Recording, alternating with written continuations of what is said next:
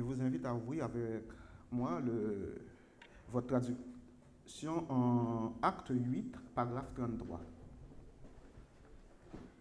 Acte 8, 33. Dans son humiliation, son jugement a été ôté. Et qui racontera sa génération? Car sa vie est ôtée de la terre. Que grâce et paix de Yahweh soient avec vous tous. Amen. Notre analyse aujourd'hui est centrée sur Acte 8, paragraphe 33. Comme vous le savez, nous procédons au décodage des textes bibliques par une lecture analytique. Pourquoi? Afin de porter les croyants à comprendre. Dans le texte original grec, il est écrit Ente tapeinosei autou ekrisis autou erte tende genean autou tis diegesitai roti airitai apo tesges et zoé autou. En, c'est une proposition signifiant dans, se référant à un espace dans le sens dénotatif. En exemple, nous pouvions dire, dans le bus, il y avait près de 80 passagers. Ça, c'est un espace bien déterminé. Toutefois, placé devant un concept abstrait comme humiliation, dans prend un sens connotatif et se traduit par une situation ou une position. Dans ici est placé devant humiliation. Jésus-Christ était dans une position d'humiliation. C'est pourquoi on a te tapeinosei, datif singulier de he tapeinosis, qui signifie humiliation. Dérivé du verbe tapeino, humilier, abaisser. À la forme pronominale, ce verbe revêt un autre sens. S'humilier ou s'abaisser. C'est une action volontaire, accomplie par un sujet faisant preuve d'humilité. Par contre, humilier et abaisser est une action que l'on fait subir à un sujet pour l'avilir, le déprécier. On a de l'humilité quand on s'abaisse soi-même. On est humilié quand c'est une autre personne ou une situation qui nous embarrasse. Nous avons un exemple, Acte 8, paragraphe 32. Le Christ qui s'est fait humilier. En Jean 19, paragraphe 23-24, nous lisons les soldats donc, quand ils eurent crucifié Jésus, prirent ses vêtements et en firent 4 parts. Une part pour chaque soldat. Ils prirent aussi la tunique. Or, la tunique était sans couture, tissée toute une pièce, depuis le haut jusqu'en bas. Ils dirent donc entre eux, ne la déchirons pas, mais jetons-la au sort, et à qui elle sera, afin que l'écriture fût accomplie.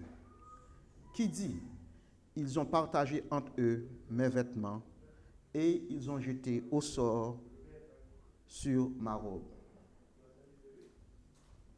Nous avions vu, en ce moment précis, Christ a été humilié. On a craché dessus, on l'a frappé, on l'a humilié de toutes sortes de façons. Et dans ce texte, nous voyons également que Jésus-Christ s'humilie également en se comportant comme un agneau. Nous avions vu qu'il a été amené comme un agneau à la boucherie. Et comme une brebis muette, devant ceux qui l'attendent, il n'a pas ouvert sa bouche. Il a été docile. Il n'a dit rien. Il se laisse faire. Comme un agneau, il se laisse subjuguer. Ça, c'est de l'humilité. Vous voyez, dans la même action, Jésus-Christ s'est fait humilier. Et également, il s'humilie lui-même, sans rien dire. Il se laisse tendre comme un agneau. Il n'a pas ouvert la bouche. Jésus était d'abord dans le ciel sous la forme de la parole de Dieu, en Jean 1er, verset 1er. Quand je dis sous la forme de la parole de Dieu, nous savons qu'en Jean 1er, paragraphe 1er, Jésus-Christ était le Verbe. Le Verbe, on peut dire également le langage. C'est un ensemble, quand on parle de langage, qui a plusieurs formes de langage. Dans le langage, on trouve la parole, et comme on a étudié auparavant, parmi ces formes, Jésus-Christ était parmi l'un d'eux.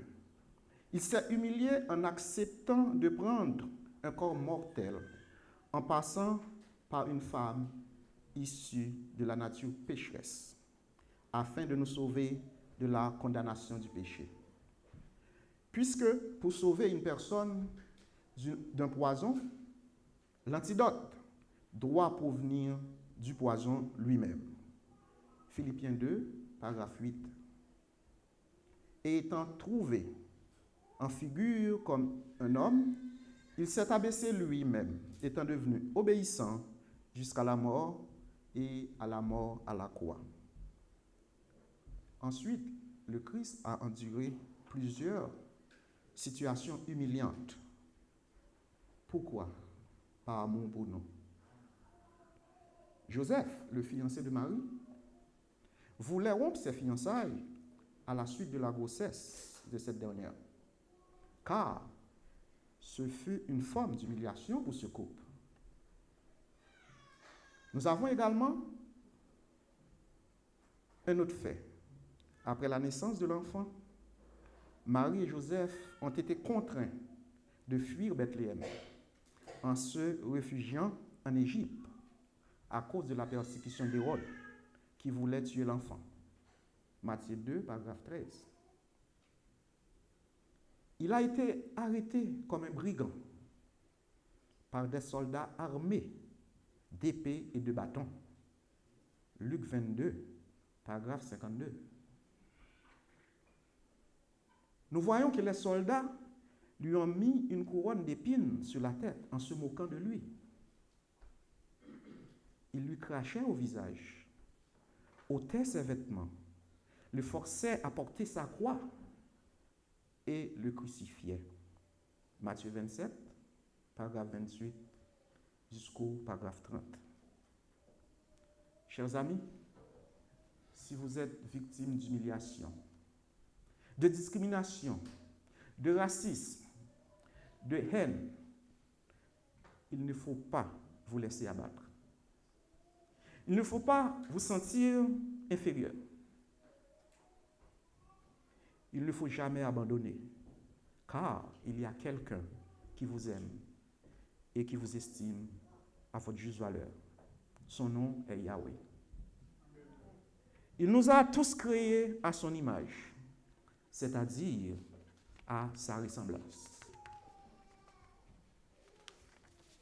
Genèse 1er, paragraphe 27. Dieu créa l'homme à son image. Il le créa à l'image de Dieu. Il créa l'homme et la femme. Il est impossible d'être inférieur quand on est créé à l'image du Tout-Puissant.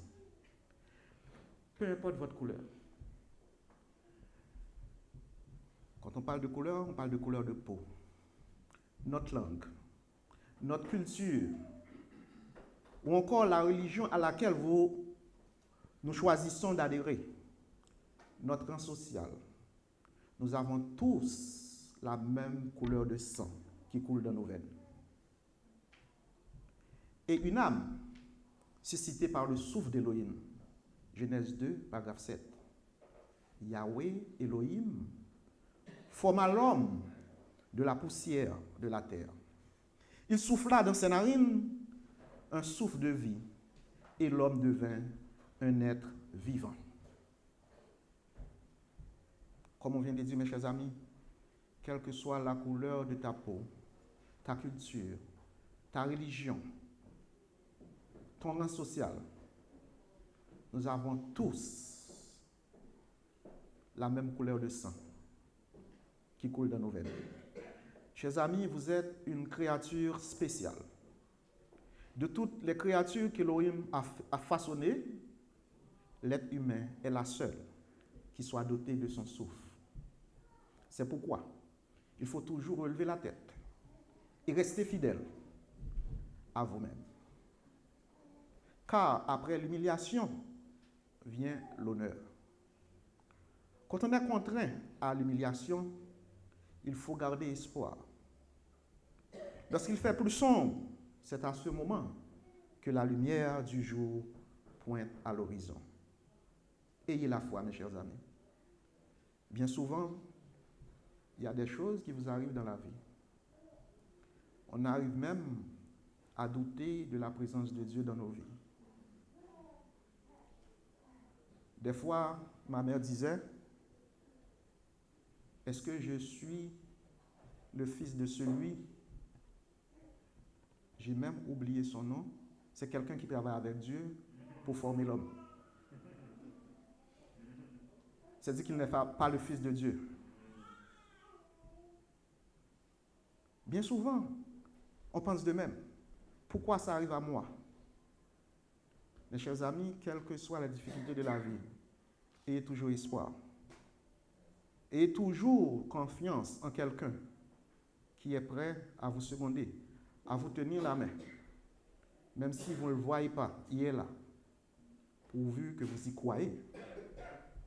Pourvu que vous avez foi en cette personne, à savoir Elohim. Si Jésus, le Fils de Dieu, a été humilié sur la croix, à plus forte raison, les hommes vous humilieront aussi. Ce n'est pas tout le monde qui va vous aimer. Soyez-en sûrs. Si vous pouvez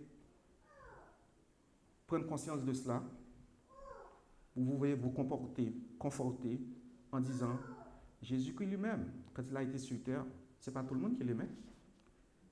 C'est pour ça qu'on l'a crucifié. Il y a des jaloux.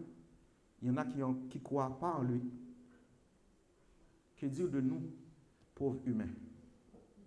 On ne peut pas se fermer de tout le monde.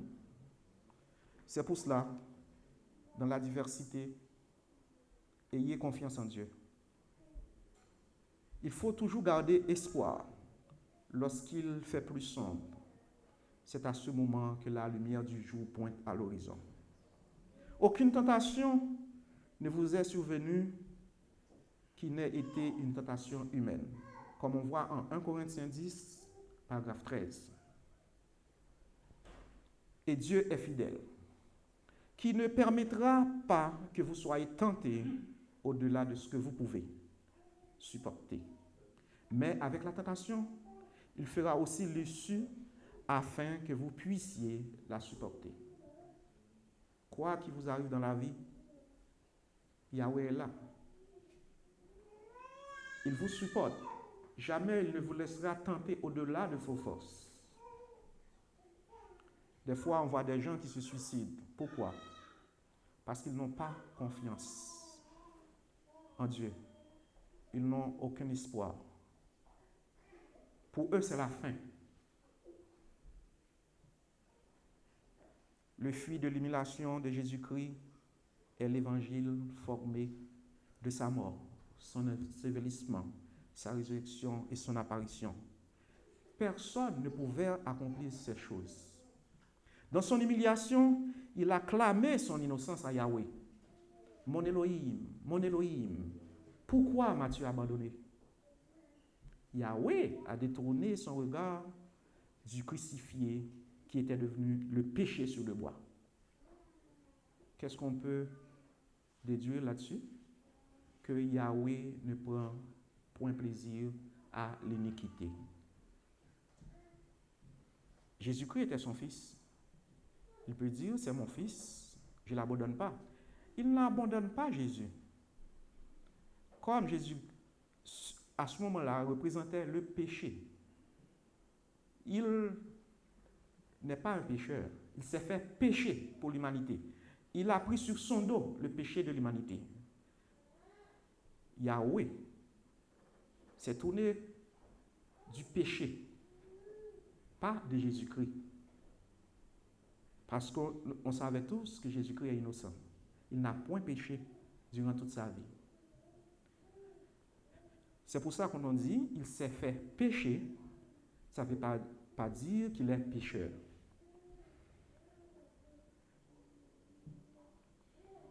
Yahweh a détourné son regard du crucifié qui était devenu le péché sur le bois.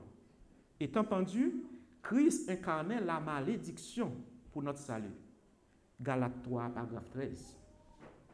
Christ nous a rachetés de la malédiction de la loi, étant devenu malédiction pour nous, car il est écrit, maudit est quiconque pendu au bois. Elohim a abandonné le Christ sur la croix, car les yeux d'Elohim ne se posent pas sur l'iniquité. Mon Elohim, pourquoi m'as-tu abandonné? Pourquoi en hébreu, lama est un adverbe circonstanciel de cause qui tient compte du contexte. En l'espèce, la cause est originelle. Il s'agit de quelque chose qui existait déjà. David avait déjà utilisé une telle expression près de 1000 ans avant, en Psaume 22, paragraphe 1er. Eli, Eli, lama azabtani. Ce n'est donc pas une cause intentionnelle. Les apôtres ont insisté sur ce point en mentionnant que Christ est devenu malédiction personnifiée pour le bénéfice de tous les hommes. En Acte 8, paragraphe 33, dans son humiliation, son jugement a été ôté. Et qui racontera à sa génération, car sa vie est ôtée de la terre. Yahweh ne tolère pas l'iniquité. Pour cela, il a envoyé son Fils dans le monde, dans le but de devenir péché sur la croix, afin de pardonner aux hommes et les réconcilier avec lui. 2 Corinthiens 5, paragraphe 21. Celui qui n'a point connu le péché, il l'a fait devenir péché pour nous, afin que nous devenions en lui justice de Dieu. Mais étant transformé en malédiction sur la croix, selon Deutéronome 21-23, celui qui est pendu est malédiction de Dieu. Elohim lui a caché son visage. Matthieu 27, paragraphe 46. Nous avions vu que Jésus-Christ a été humilié par les hommes, jugé et condamné à mourir comme un brigand par les autorités humaines et abandonné par son Père, qui, dans son amour insondable, nous a fait cadeau de son Fils unique. Jean 3, paragraphe 16. Nous savions que Dieu a tellement aimé la race humaine qu'il a donné son Fils unique, afin que quiconque croit soit sauvé. Quel exemple de courage, d'humilité que Christ nous a donné dans ce passage. Il est innocent. Malgré tout, il n'a rien dit. Il se laisse faire. On l'a injurié. On l'a battu. On lui a craché au visage. Il n'a rien dit. À sa place, mes chers amis, auriez-vous agi de même? J'en doute pas. Au moins, vous auriez crié, je suis innocent, pourquoi me persécutes-tu? Lui, il n'a rien dit. Quel exemple de courage. Il s'humilie. Bien souvent dans nos textes, Jésus-Christ nous apprend à être humble, à être sage, à être obéissant. C'est la seule façon d'hériter le royaume de Dieu. Le Christ a subi toutes ces choses pour vous et moi.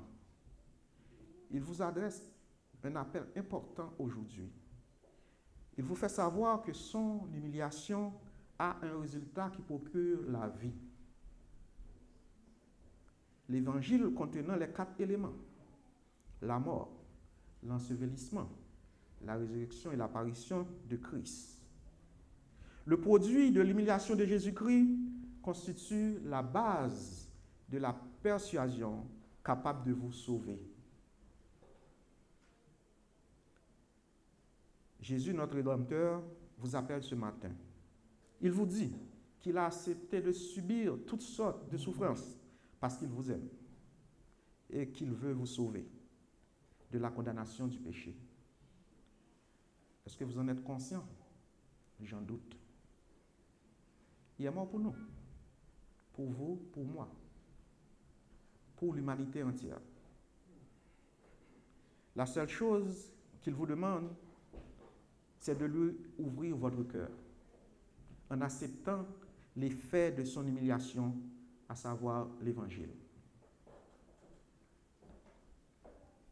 Mais est-ce qu'il y a quelque chose à donner pour avoir accès à l'Évangile? Il n'y a rien à donner, c'est gratuit. Il suffit d'ouvrir votre cœur. Donnez une petite place dans ton cœur à la parole du Seigneur. Prendre conscience que Christ a été humilié. Son sang a été coulé pour vous, pour moi, pour tout le monde. Il ne demande rien en retour. Tu n'as rien à payer. Nous savons que sur cette terre, rien n'est gratuit. Rien. Rien n'est gratuit. Pour être là aujourd'hui, vous avez fait le déplacement. Est-ce que c'est gratuit? Non. Pour venir, même si vous n'utilisez pas ton auto, vous ne venez pas à pied. Vous prenez le transport en commun. Et ça coûte des sous. Même si tu habites à côté, pour venir ici, à pied, il faut avoir des chaussures. Ça coûte de l'argent. Pour vous réunir ici, dans cette salle, est-ce que c'est gratuit? J'entends non, mais il y a du monde qui pense que c'est gratuit. Oui, il y a du monde qui pense que c'est gratuit. Ce n'est pas pour rien qu'on essaie par tous les moyens d'avoir notre propre assemblée. Et même là encore, est-ce que c'est gratuit?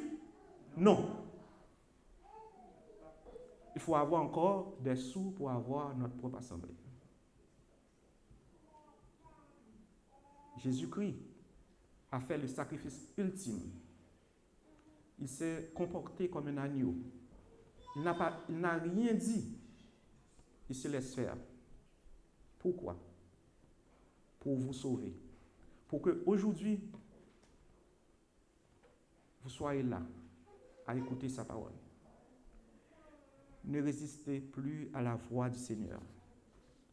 Il vous cherche. Laissez-le vous trouver.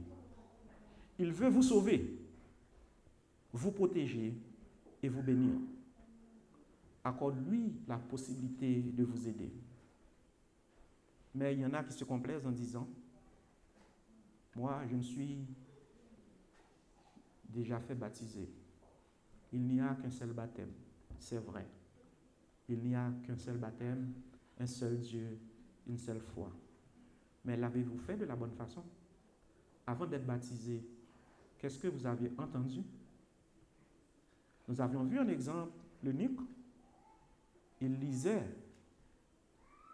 le livre d'Ésaïe. Mais ce passage parlait seulement de la mort de Christ. Est-ce qu'il s'est fait baptiser à la suite de la lecture de ce passage? Non, point du tout.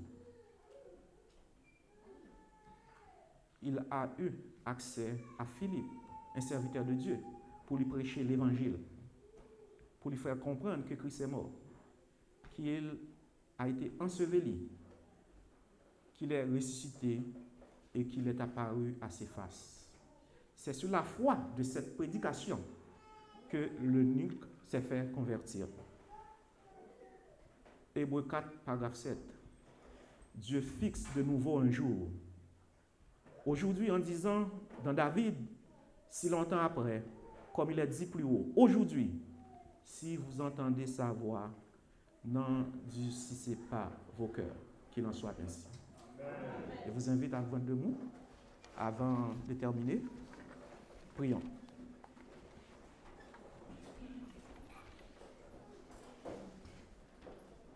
Ça, c'était Yahweh. Nous sommes heureux d'être ici ce matin pour te donner gloire. Merci de la présence de tous ceux qui ont fait le déplacement pour venir donner ce culte que tu as tant besoin. Nous savons pertinemment que nous ne sommes pas dignes d'être ici, car nos péchés nous éloignent de toi, car nos péchés nous aveuglent. Mais étant un Père aimant, tu nous as donné la possibilité de nous racheter, pourvu qu'on soit conscient de nos fautes et qu'on demande pardon. Père, merci pour cette belle journée. Merci pour tous nos frères et sœurs qui non seulement ont fait les déplacements pour venir étudier ta parole, permets-les également de faire un examen de conscience pour dire, si tu viens aujourd'hui, est-ce qu'ils sont sur la bonne voie? Père, merci de nous avoir donné la vie, la santé. Merci d'avoir répondu à nos prières. Père, garde en souvenir tes serviteurs, notre bien-aimé frère Benson, qui actuellement est en voyage à la suite de la perte d'un être cher. Sois avec lui et sa famille. Sois avec tous ceux qui en ce moment même souffrent dans leur chair. Accompagne-les. Apporte-leur le réconfort nécessaire pour qu'ils aient confiance en toi et en toi seul. Père, si nous t'en prions, c'est parce que nous en soyons dignes. C'est au nom précieux de ton Fils Jésus-Christ, lui qui vit et qui règne de tous les siècles des siècles. Amen. Que Dieu vous bénisse. Bonne semaine à tous.